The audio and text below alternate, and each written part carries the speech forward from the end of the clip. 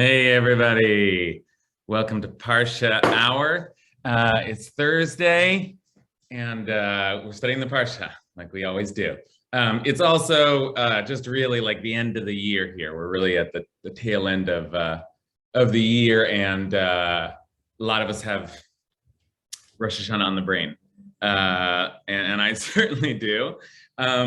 So we're going to study, as we have been doing, this week's Parsha with some of that Rosh Hashanah energy, some of that inward-facing, inner work kind of energy as we take a look at Parshat Nitzavim. Just on that note, this is, and I like breaks my heart a little bit, but this will be the last class for 3 weeks. We're going to take 3 weeks off because Rosh Hashanah, between Rosh Hashanah and Yom Kippur, I'm not going to be competent.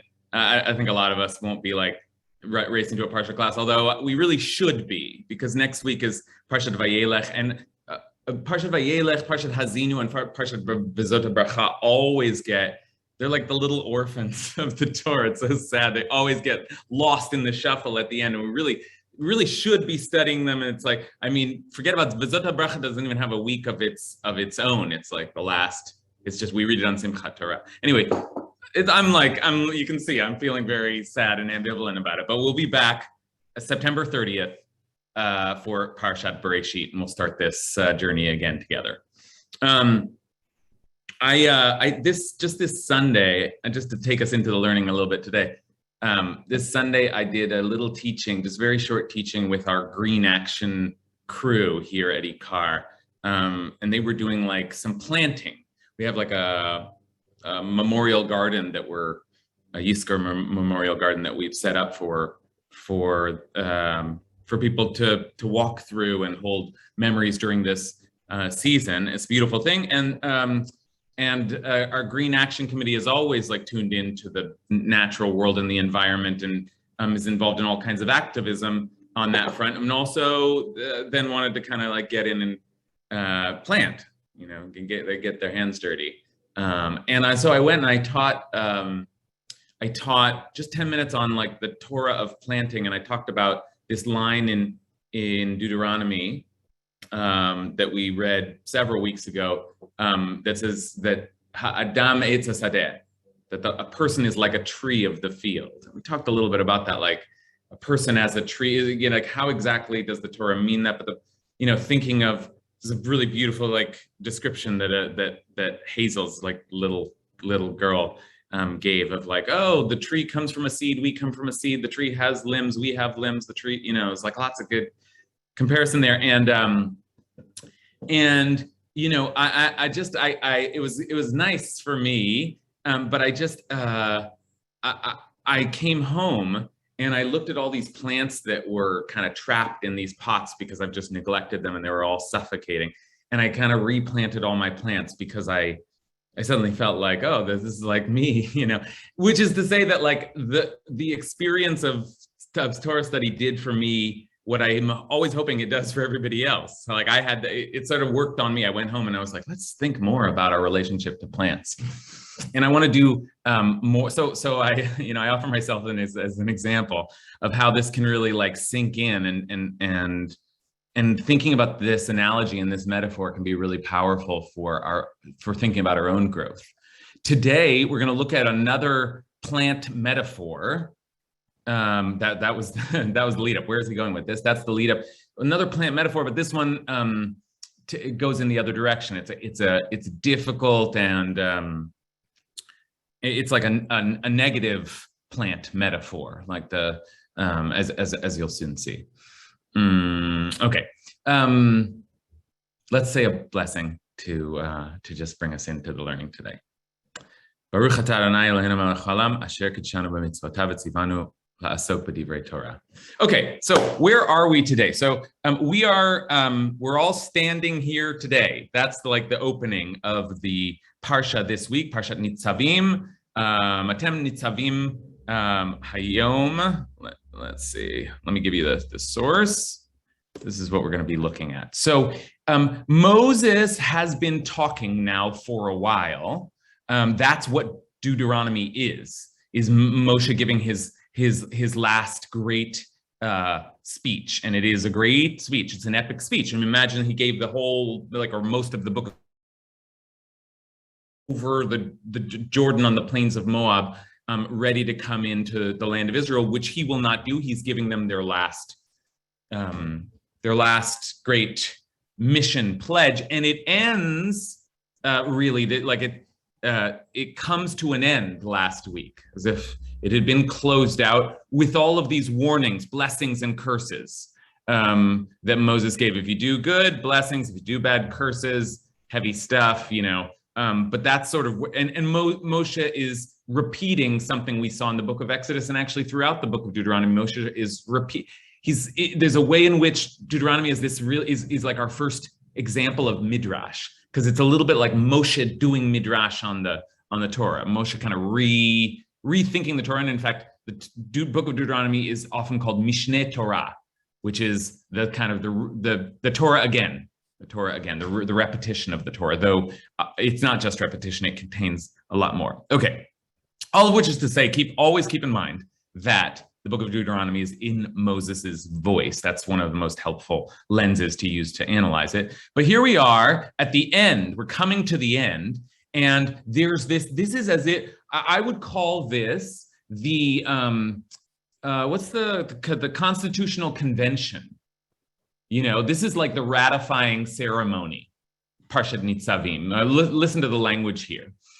Atem nitzavim hayom. You stand this day, and nitzav is not the typical word for stand. It's like a monument. You stand. You stand at attention today, all of you, kulchem, and that's going to be important. This language of all of you. All of you are here. I'm looking at every single one of you before the eternal Yarad. Your tribal heads, your elders, and your officials. All the men of Israel, Kol Ish Yisrael, and you think, oh, it's going to be like, oh, just the men, though. All of you means men, but no. In this case, and your children, and your wives, and even the stranger within your camp, from the wood chopper to the water drawer.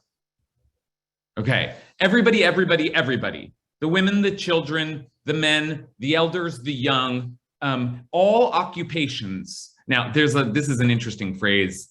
There's a whole class we could do just on the wood chopper and the water drawer, but we won't do that today. That's an interesting turn of phrase which repeats itself or appears again in the book of Joshua. We'll leave that aside for today. But here I just want to emphasize that wood chopper to water, those are lowly professions or laboring profession. I'm not sure what status was like in the laboring world then, but everybody. Okay, so you're all here today, to pass into the covenant of the eternal your God. And that language is really interesting, to pass into. Here it's to enter into, but it really should be to pass into, because that's the same language of passing over into the land of Israel. So just before you pass into the land of Israel, you have to pass into the covenant. Into the covenant which the eternal your God is concluding with you today. Correct. This is the word for signing, forging with you today might be a better word. Forging with you today. Correct brit. It's forging. With its sanctions, that's curses, you might say.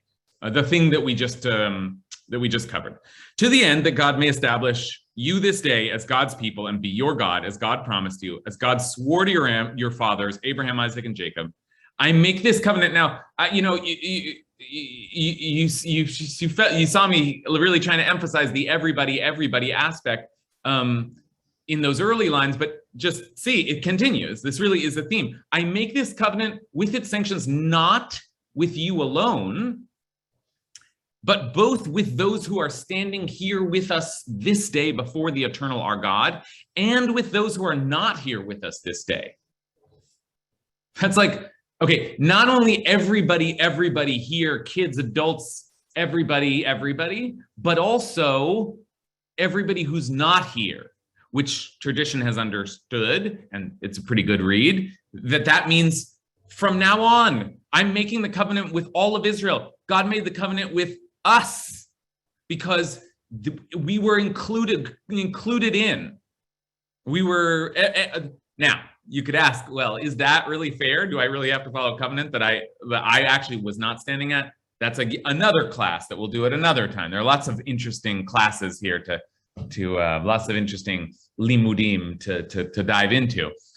But what I want to look at with you today is the next few lines, which for all of the everybody's in, and this is everybody in Israel forever and ever and ever, amen. The very next line is except for this guy right here. Okay, so we have an exception, and it's the exception we're going to look at today. Okay, so okay, you know well that we dwelt in the land of Egypt and that we passed through the midst of various other nations. And you have seen the detestable things and the fetishes of wood and stone, silver and gold they keep. You know, God doesn't like idols, right? Or Moses doesn't either, right? Okay, you've seen all that. Now, here these lines are the ones that I want to look at here, and really just this one line. Pen yesh bachem, perchance is the translation that I found on Safari, and I think it's a good one. Perchance. Pen means sometimes translated as lest, which wouldn't work here, but it's that same feeling of oh, maybe, but maybe. Perchance there is among you, pen yesh bechem, some man or woman, or some family or tribe, mishpacha o shevet, whose heart is even now turning away from the eternal, our God, to go and worship the gods of the nations. What a thing for Moses to turn and say, to look out at the crowd, the assembled crowd of everybody. Maybe there is one of you at this moment whose heart is turning. I'm looking at you, right? There's a little bit of that feeling. And this is really the phrase that's strange enough in the midst of all that to require some further investigation. Here comes the metaphor. Perchance, and the same language again, perchance there is among you some man or woman, some family or tribe whose heart is even now turning away from the eternal our God to go and worship the gods of those nations. And then, as if starting a new sentence, pen yesh bechem, perchance there is among you a root sprouting gall and wormwood. Pen yesh bechem shoresh porei rosh velana. Rosh velana. Gahl and wormwood. That's what we're going to be talking about today. Gahl and wormwood, those old familiar plants.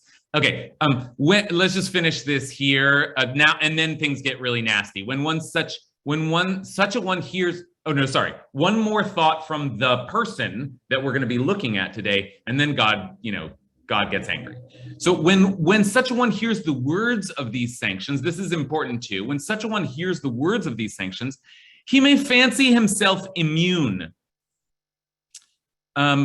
He may fancy himself immune, thinking, I will be safe, shalom yehiye li, I will have peace, though I follow my own willful heart.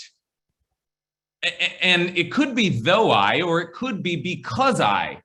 The word here is key. I will be safe because, let's just leave that in there. Key is a very difficult word to translate, this word right here. So it can mean lots of things. So he fancies himself immune. He kind of literally the language is he blesses himself in his heart. V'hitbarech b'levavo.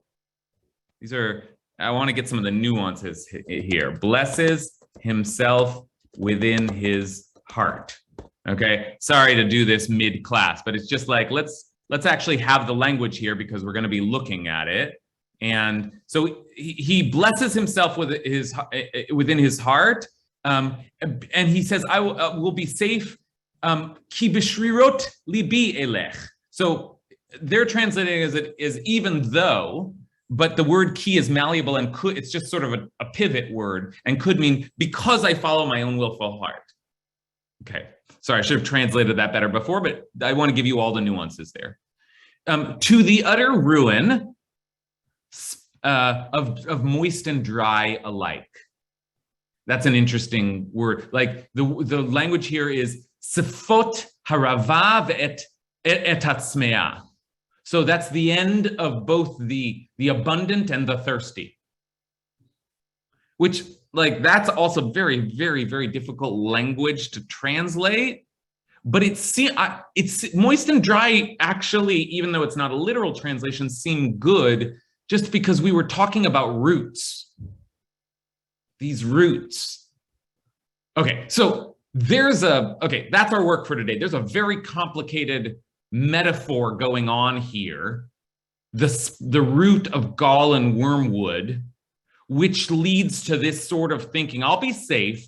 I'll follow my own heart. I'll do what I like. I'll be blessed. I can take care of myself.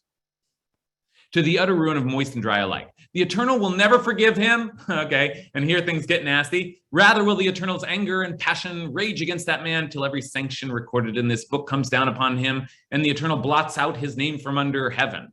Now it sort of seems like all these curses which we're being threatened, it's mostly about this character. The Eternal will separate them out from all the tribes of Israel for misfortune in accordance with the sanctions of the covenant recorded in this Torah scroll. Okay, that's our story. Now, who is this person? What is Moses worried about? We can just, before we get into the plants, can we just try to figure out what's going on here? What is this person who's turning away even now, sprouting, in this root, which will, and they bless themselves in their heart, and they say, I'm going to be okay. I'm just going to do what I want. Okay, I saw Elizabeth. I have two thoughts. One is that whoever this person is can poison everybody. It's sort of like the bad apple. And that's the one thought. The other is that we don't know who this person is. So we not only have to look around, but we have to look inward and wonder, could it be me? So that was my first thought, how can I be sure that this is not referring to part of me or my family?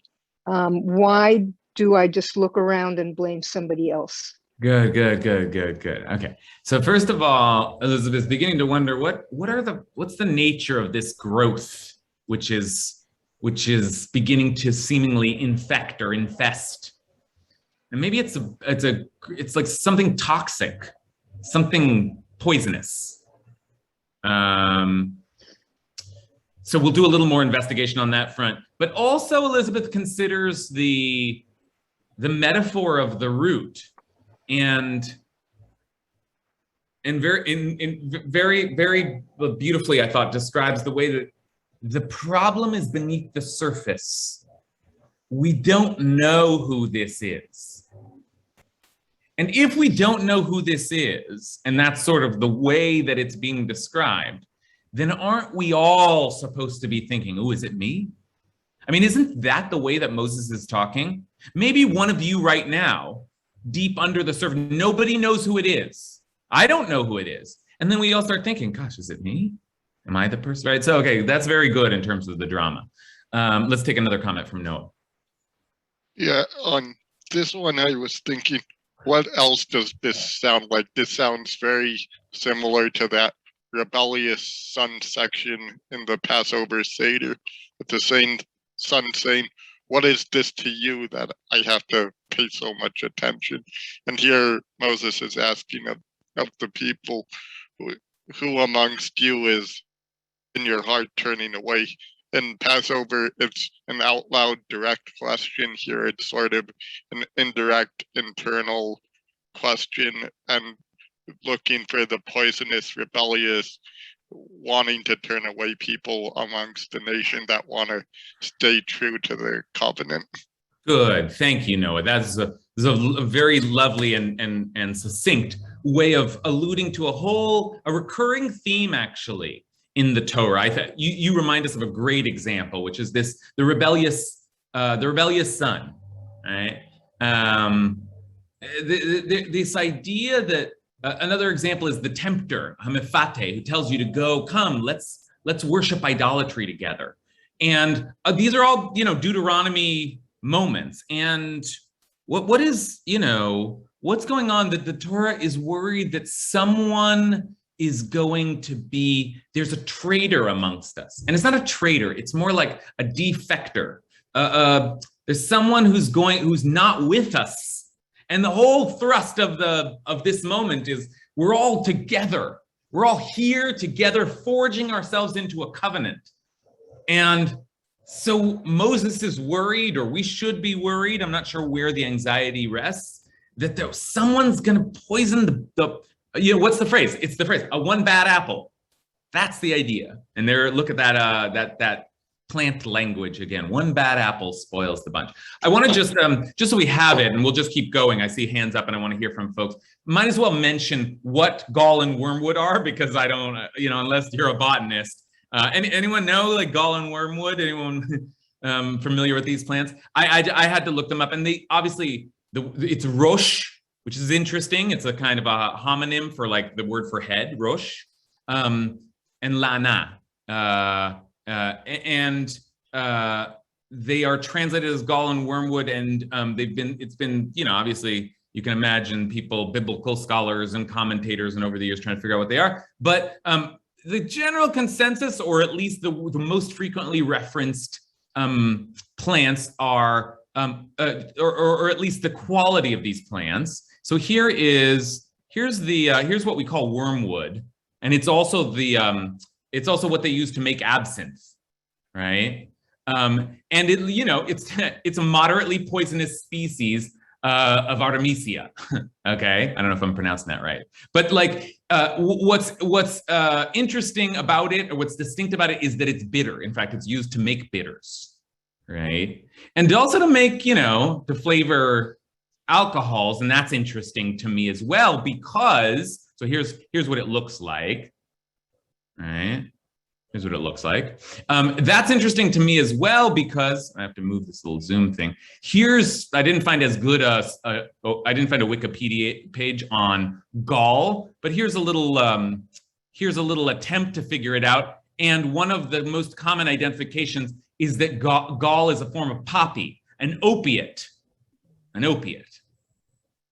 Okay, so now let's go back to this phrase. Maybe there is somebody who's going to worship the gods of the nations, and then maybe there's someone among you, a root, sprouting gall and wormwood, sprouting, in other words, intoxication and bitterness. Heroin and alcohol. I mean, like there's something like, what a weird thing to say. Okay, so who is this person who's sprouting poison and intoxication, and also like foul taste? Okay, so let's keep moving through. Marlene. Well, I'm thinking it might not be one person, and it might not also be that we have to look at ourselves and think, am I that person? But rather that perhaps we all have the potential to be that person, and we need to be looking inward to see what that means for us as we enter into this covenant, and that condition is always there, whether we're sitting on the precipice of going in or we've made the covenant. Okay, good. So this description that Marlene gives, is a little bit more like the root might, as Elizabeth imagined, be referring to the hiddenness of the crime or the culprit or the betrayal. But the root also, the metaphor of root is like it's deeply rooted within also. And so there's like a kind of, ask yourself what's going on inside. Is something growing inside of you? Do you have some kind of poison that's, look inside, what's happening here? Okay, so that's also some of the thinking here is like, is this my rotting heart? Is this my like corrupted, something like spoiling me, like the poisonous thoughts like spreading through me? Okay, Julia. Yeah, I'm thinking about how, as much as this might be playing on Moses's fears, it's also him kind of saying, okay, you want to be separate, you want to follow your own willful heart, well, this is what will happen. I think the verb that's used is hivdilu, like you're going to be separated. So it's not just talking about like this evil thing inside of you, but also like we just went through, like last week we had all of the curses, and if that wasn't enough, now it's like, okay, now I'm talking directly to you, this evil tempter, and you'll be separated and you will be cursed in that way. Yeah, that's great. Thank you for the attention to that language. God's going to separate that person, and that's sort of the whole structure here. We're all together, unless someone's not with us, and then that person's really not with us. Now, I mean, it's a very harsh message. Let us remember that this is a people who are barely a people, who are like fragile, like slave runaways after a 40-year journey, and trying to now go conquer. Like, this is all I want to just offer the, one way of reading Moses is just a man who's terrified that this is not going to work, and we need solidarity. And remember, this is a Moses who has dealt with a mutiny within his own ranks, within his own tribe, right? Within his own family. That language of like, maybe there's a man or a woman or a family or a tribe. Like, who is it? It's like, look at all the structures around us, because we gotta be solid here. Gotta be solid. Okay, so that's possible as well. Okay, I'm gonna take the hands that are up, and then we're gonna move to take a look at one of the classical commentators. So I'm gonna take Wayne, Yonatan, and Allison. Wayne, please. Thank you. I think it's a little bit more simple than other people. I think this is a technique of speech. I think that when the word perchance is used, it enables Moses to be able to say something that might not be specifically happening to anyone, but it gives him a chance to use it as a way of illustrating to people a lesson. And it reminds me of last week, the week before, when we talked about, if you happen to come across a bird's nest, it's that odd way of saying it. And I think in this case here, even though there may not be any one person who's done these things, it gives Moses a chance to discuss it, and make his point. This is great what you just said, Wayne, because it reminds me that Noah connected this earlier to the rebellious son, and the rabbis can't believe that we would actually like kill a young person for being, even no matter how monstrous. And so they say, oh, that never happened. It's just to learn about and warn us, but that never actually happened. It's a parenting lesson or something like that. So there is I think that's right. There's a way to look, all this heavy, severe language of the Torah. One way to read it is that it's an over threatening, in order to ensure that there will be no break. And just don't let this happen. Lest one of you just don't. Okay, so that's certainly one way to read this. Yonatan? So I find you mentioned the really ancient context for this series of verses, and I find them to be very contemporary, actually. I think that they call into focus a very strong conflict between the sovereign self and the responsibility to do mitzvot, right? And we live in a time and a place where people are very committed to the sense of the sovereign self, where these verses say, like, your desires are arbitrary, and you may feel thirsty, but that doesn't mean you always get to quench your thirst. I find that it's a really interesting contradiction to a different idea that we get. I don't remember if we read it in a recent Parsha or we're coming up on it, but that the Torah is not in the sky, right? That like we actually get to arbitrate our own Torah, and there's like this really strong tension I feel between those ideas of like, yes, you get to decide what you think the Torah means, but once you decide that that's what it means, you actually have to do that. You don't get to then decide like, oh no, I don't think I'll observe Shabbat this week because I don't want to. This is so great, Yonatan. Thank you so much for that. Okay, first of all, I want to show you what Yonatan was just talking about, this other text in Deuteronomy, because it's at the end of this week's Parsha. This is beautiful, because that later on, we will read, at the end of the Parsha, we'll read, surely this instruction which I enjoin upon you this day is not too baffling for you, nor is it beyond reach. It's not in the heavens that you should say, who among us can go up to the heavens and get it for us and impart it to us that we may observe it? Neither is it beyond the sea that you should say, who among us can cross the other side of the sea and get it for us, impart it to us that we may observe it? No, the thing is very close to you, in your mouth and in your heart, to observe it. That is the famous source for the idea that we are the legislators, we are the interpreters. Lo b'shamayim, it's not like the Torah is only in the heavens. No, it's right here, and it's in your heart. And Yonatan's exactly right to say that this description seems different. Look at someone going b'shrirut libo, mastering their own heart. And they say, I will do what I want. I will do what I want. And, in the language of the Torah, as we're reading it now, it feels like, oh, I'm being selfish and separatist. But Yonatan's quite right to remind us that this is, for us, this is the dilemma, right? Why should I submit myself to some other authority? Who knows better how to live, my life than me, right? The sovereign self. Now, okay, I see the hands up. I'm going to come back to Allison, Bob, and Matt, and Alexander, I see now. But at that opening that Yonatan provides, I want to insert, this is now really relevant, this commentary, which is just really stunning, from the author who titles his book Haktav v'Hakabbalah, the written and the received, and that title is a classic of the 19th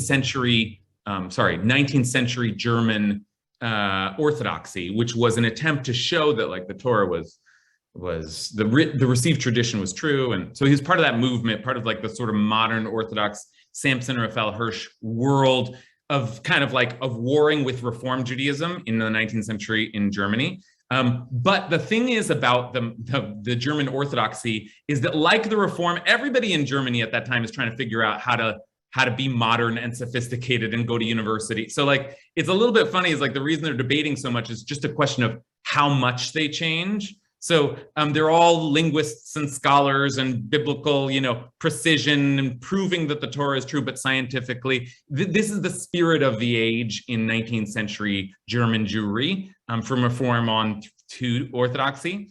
And so that's a backdrop for this Rabbi Yaakov Tzvi Mecklenburg, who was the rabbi of Königsberg, I believe.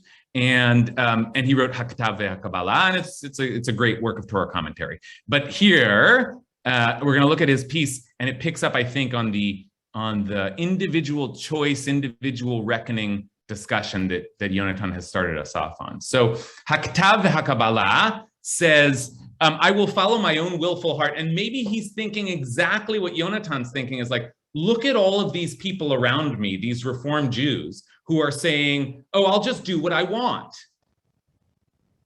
right? So he says, I will follow over my own. This comes after the mention of the very serious sin of idolatry. And then it says, whose heart is even now turning away, and then describes this in the language of evil and bitterness, as it says, perhaps there is among you a root sprouting gall and wormwood. So he's just laying out the fact that we already had one prohibition, which is idolatry. So what's this other stuff? What's the sprouting of gall and wormwood?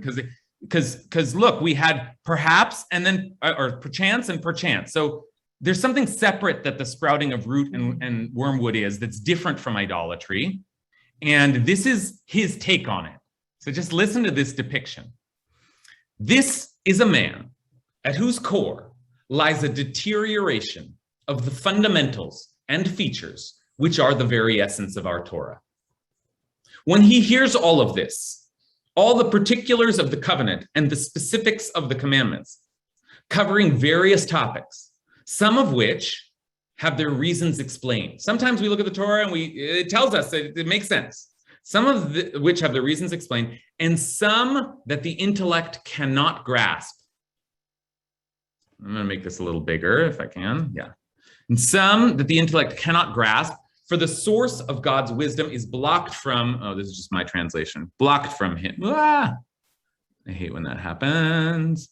The source of God's wisdom, I should resist the temptation to edit mid-class, is blocked from him. Then he prays to himself, saying, look, the truth is, there are many commandments that we are baffled by. My heart struggles to understand them. V'libi nofki b'havanatam. My heart struggles to understand them, and I find myself in constant battle and conflict. V'ani binyanam b'katata u'b'milchama tmidit. And sometimes I am able to bring myself to observe them, and sometimes I cannot. For they are things that reason does not seem to require, and I am unable to grasp their purpose. Therefore, I will only follow those which make sense to my heart and to my intellect, and what my conscience tells me is truly reasonable. And thus I will have peace. Remember that language, shalom li. I will have peace, and thus I will have peace, free from internal conflict. For when I do only those things that seem reasonable and true, my soul will be content, and I will delight in them. Huh? How about that? How about that? Okay, it's quite a kind of textured portrait of this Gahl and Wormwood guy. So let's start with the critique. I mean, in some ways pick up where Yonatan left off and just wonder a little bit like, so what's this guy? What's the problem here? What's the problem? What's the critique? I think the critique is something like what Yonatan was saying. It's something about like, I get to do what I want. And but he's adding another layer, right? Why don't I do like all of them? What's the problem? What blocks me from this? And I saw Leah's hand go up at this, so I'm going to call on Leah just because I know other folks had comments from before. Leah, are you responding to this or no? Does someone want to respond to like what's new? Just let's unpack this a little bit. I have all these hands up, and I'm not sure who can respond. I'm not sure if I'm responding or not, so I'll hold back. All right. This is the trial. Yeah, Alexandra. I think I'm responding to your question and to this last text.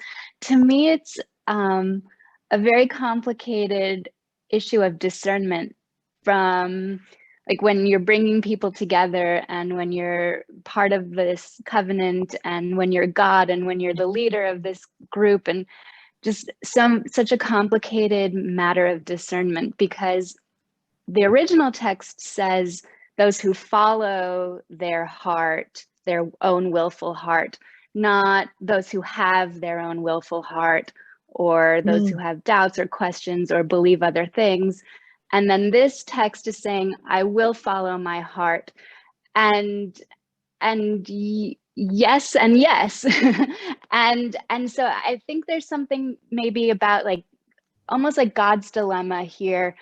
And the individuals of organizing the society and taking part in it, like how do you sort of root out the bad seeds before they've sprouted? You can't, because it's unjust. You have to give people the opportunity to really I can only think of a curse word, to really mess things up and really do bad things before you can like excise them from the community, before you can punish them. You can't root out a bad seed before it's planted, but it would make so much more peace within the world if you could, but you have to give people the chance to make their own choices and to discern whether their hearts are correct or not. And so it's a complicated issue for everyone, every entity, everything involved, but I think that's a powerful struggle. Yeah, I think so what you're illustrating so well is this kind of this sort of realm, this space that's opened up to reflect on free choice, on the fact that this covenant, which is being contracted with everybody here, at the end of the day, will be everybody's individual choice. Now, they didn't have the same concept of the sovereign self and the individual in biblical times, but there is clearly a recognition that everybody's walking around with a separate consciousness. And we will all choose whether we are a part of the collective or not. We will choose, or we will just feel a part of the collective or not. Now, who knows whether but something inside of us will tell us whether we are with these people around us or not. And there's some kind of inner reckoning here. All right, let's continue to build here. I'm going to jump around a little bit just because I see people responding to this, although I hope to get to everyone. Matt, I saw you wanting to respond to this. Yeah, I don't know where it is because I only read the excerpt, but Mordecai Kaplan, I think, says this exactly. And it was a passage that when I read it, I was like, here's just absolute truth, that basically we pick and choose. This is what we do. And I realized this is true for the Orthodox. You may pick and choose every single solitary tiny little rule, but you are picking them. There isn't something else doing it. It is always, and it's like I read that, I said, okay, I am a Reconstructionist, even though I don't know anything else about Reconstruction. And this is a really I appreciate that, Matt. And Mordecai Kaplan's a great reference point for thinking about that question of like, well, who decides what I'm obligated in? And, I think Matt's right that on some level, one of the dilemmas, obligation is a huge topic in our tradition. This idea that we are obligated, we have to. And what Mordecai Kaplan points out is that part of what modernity was about was people no longer believing in the world to come, the afterlife, the supernatural threat that kept people in line. And therefore there's some crisis, because then what makes me do this? I would say Mordecai Kaplan says that well, and I would just add to it or disagree with it only in the kind of chronology, because I think that on some level, even the Torah recognizes that this is always true, that what it means to be obligated by the Torah is to decide that you are obligated by the Torah.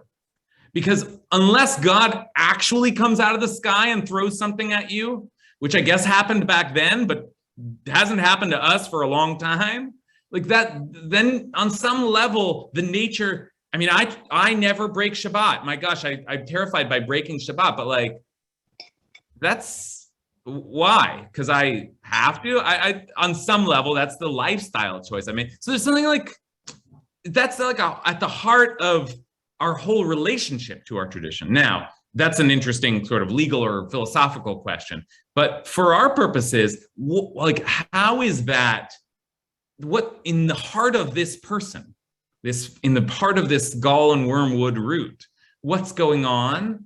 And it's like, there's a struggle, a war inside of this man that like, he can't resolve.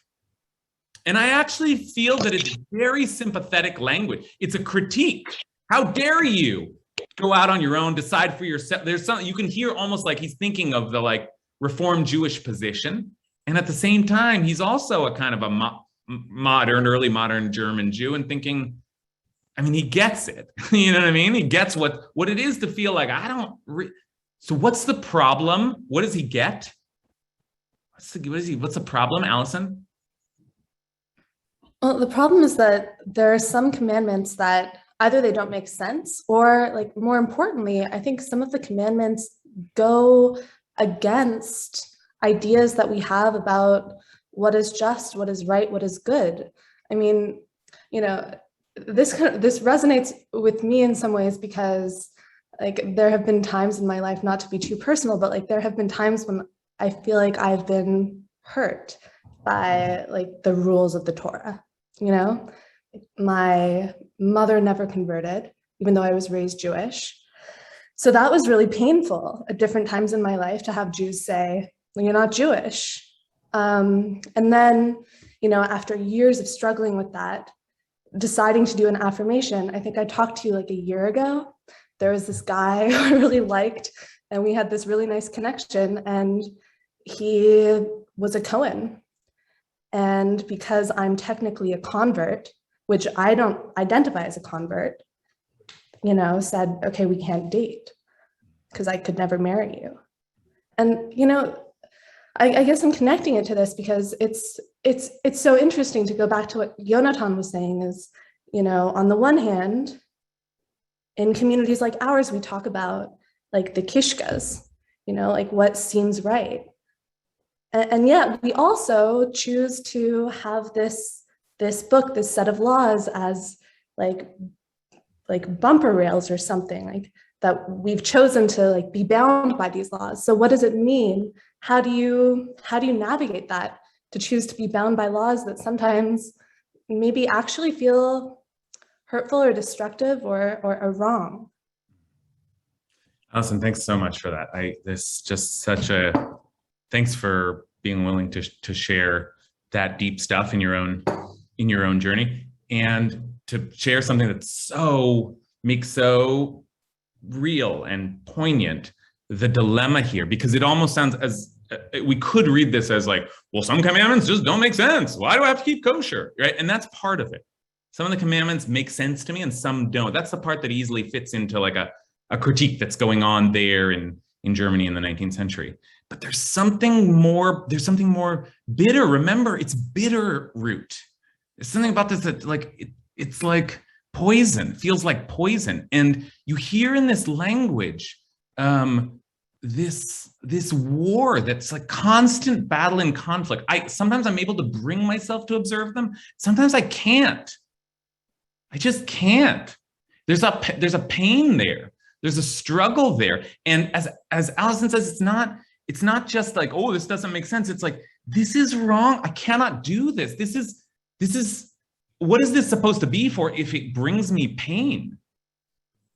Right? I mean, think about some of the laws that we struggle with in our own time around, I don't know, gender and sexuality in the Torah, and like the way that like this is our sacred document, and it feels like it's choking people to death. Like what do you do with that? What do you do with that? And so when the Ksav Kabbalah here is kind of filling out the critique, but also listen to the language here that he ends on, when I do those things that seem reasonable, when I go after the things that are right, that make sense to me, my soul will be content and I will delight in them. That sounds great. My soul, savala nafshi, my soul will be content. I will delight. That's the religion I want. So what do we do? I mean, like, this is like, suddenly it feels like the Ksav Kabbalah, Rabbi Mecklenburg and Allison and maybe all of us on some level can really understand this person who's just thinking, whoa, you're commanding all of these laws and you're locking me into the system, and there are parts of it that don't work for me. So what am I supposed to do? Right? Okay, let's continue to hear thoughts. Bob. Sorry to startle. I was like going on for a while. Suddenly I'm like, bing. Yeah, that's good. Listening to everyone's comments and to yourself, Rabbi, I keep on coming back to a couple things. And I think, one, at one point you mentioned, Moses had to deal with some very, very public types of rebellions. And there you see your enemy's trying to recruit other people. It's very apparent who's on what side and who's not on that side. Here, the difference seems to be it's a very personal thing. And it's not like, or at least it seems to me, it's not like this person that we keep on referring to is like raising their hand and saying, I'm the one who's turning against the Torah. it's you know, they're looking at their heart. It's you know, Moses is calling them on it, but I feel like, you know, this is a very different, quiet type of rebellion. But, you know, moreover, and I think, you know, people are referring to this, I think it's not this one person. I think, you know, Moses is saying it's everyone. Everyone to some degree is this person who is struggling, and maybe some people are struggling more, some people struggling less, some people have found that peace in, you know, in where they are more, and some people are, you know, haven't found that. But it's really, you know, it's everyone. So it's not like, you know, the people who were on the side of Korach and the people who weren't. This is really, you know, everyone's part of the same struggle. Yeah, thank you for that. I think that's so beautifully put, Bob. And it as you say it, I think, oh, that's when you use a metaphor. That's when you use a metaphor when you're not really talking about any one or specific problem or person, but just like a, you know, like a root growing, you know, a metaphor, an image that conceivably we could all relate to. You know, we've all got something growing inside of us, some thoughts that are buried deep down, some uncertainty, discontent, wonder. We all have a consciousness. And so we're listening to the Torah, but like we have a self, a sovereign self, and it's thinking and it's feeling and it's experiencing, and that's all of us, right? So what do we do with that self? That's part of the reckoning here. Leah. Okay, I was thinking, oh, that's part of the fun, because we have a self. We're kicked out of Eden. Sorry, guys. That's the whole thing is in motion. I was thinking, never underestimate our wish to be comfortable. Yeah, I want to have a peaceful heart. I'm like everybody else on the planet. But I don't think that that's what, I mean, Jacob's wrestled all night with the angel. Show me a Jew that's not in conflict. I don't know a lot of people, but I never met them. That seems to be what we sign up for. Anyway, I can only think of a Yiddish word. I'm not going to bother. Isn't the covenant actually a tool for expansion, not contraction?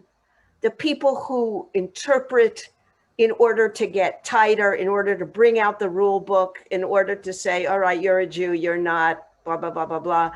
I don't think this is really what Moses and what God had in mind for us. I think this is a wounded distortion of really how we're supposed to be growing in the Torah. Great, thank you for that, Leah, because let's not forget that there's a warning, that there is a warning here, and that there is a critique here, and there is a danger here. And it's the other side of the coin, which is that, you know, the coin of our sovereign self and our free will, which is that there is, you know, in a collective enterprise, you know, it is dangerous when someone says, I don't care. I'm going to do what I want. And the collective enterprise is to do good in the world, is to build it, is to keep us all safe, is to like be a part of something holy. And someone's walking around and saying like, I don't care what the rules are. I don't care what the CDC said. You know, I mean, like, I don't care. I do my own thing. You know what I mean? Like I shoot my guns in the sky. I'm good, you know? And there's something dangerous about that. That's not, the Torah's not interested in a rugged individualism. Torah's not interested in that. Okay? But on the other hand, there's something that we're getting at here that's important, which is that, and that Rabbi Mecklenburg is getting at, it's like, but it isn't all collective covenant, communal needs, God's desires, command. What about me? Where do I find that balance? And so it's because as Leah says, the hope is that we're all on board because we're going to go to the promised land. And we're going to live in a just society. It's going to be a good thing. It sucks when someone walks around and just sort of like, just rips it all apart, poisons the well. That sucks. But what if that person is at war with like the pain in their souls? What do we do with that? Okay, let's hear one more comment from Jen.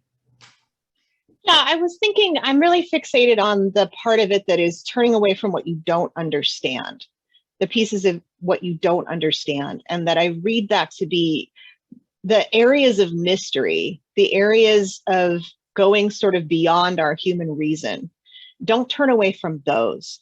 Don't prioritize your reason so much that you refuse to engage with the more mysterious parts of Torah.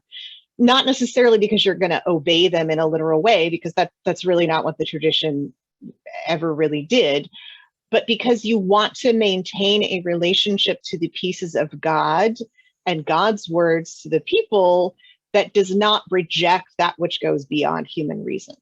Yeah. That is that's a great balancing act that you're trying to strike there, Jen. I mean, that's right.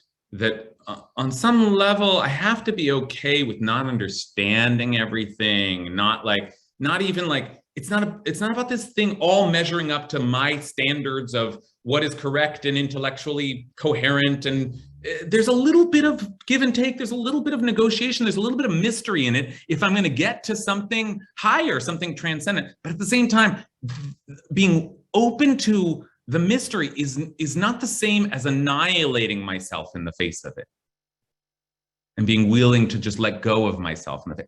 And that's a delicate balancing act. And I would just suggest, as we head into this season of self-reflection, of kind of going down and getting at the roots of things, I would just suggest that we are all going to try to perform this really delicate balancing act, where on the one hand, we want to be open to be corrected and directed and challenged, and to challenge ourselves and to ask if maybe we don't have some like poisonous stuff in us that we need to get out, root out.